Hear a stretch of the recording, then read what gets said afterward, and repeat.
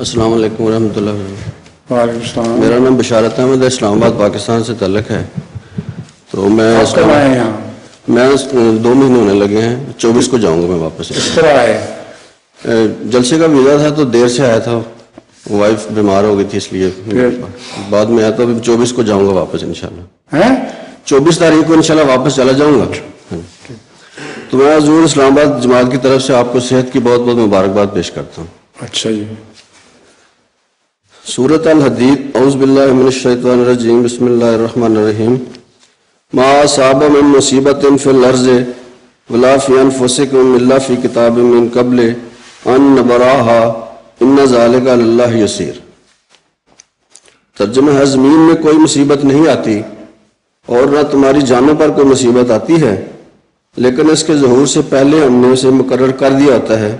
اس سے پہلے ہم نے اس کے ظہور سے پہلے ہم نے اسے مقرر کر دیا ہوتا ہے۔ ٹھیک ہے۔ یہ بات اللہ کے لیے بالکل آسان ہے۔ تو حضور اگر ہر چیز پہلے ہی اللہ تعالیٰ نے سیٹل کر دی ہے تو پھر مصیبت کے ٹلنے اور قبولیت دعا کے بارے میں کچھ ارشاد فرما دیں۔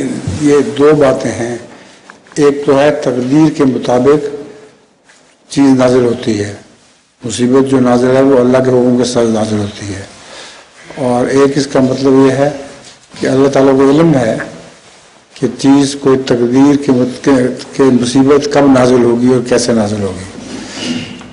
اور اس میں 2 مختلف پھر آگے حصے ہیں۔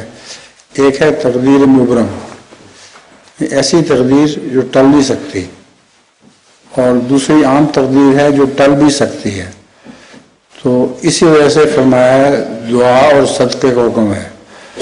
وہ تقدیر جو ٹل سکتی ہے وہ دعا اور صدقے سے ٹل سکتی ہے، اور یہ رسول صاحب کا حکم ہے کہ دعا بھی کرو اور صدقہ بھی دو، اور جو ٹل نہیں سکتی وہ مجبوری ہے، وہ انسان بے اختیار ہے۔ بہت شکریہ۔ السلام علیکم۔ وعلیکم السلام۔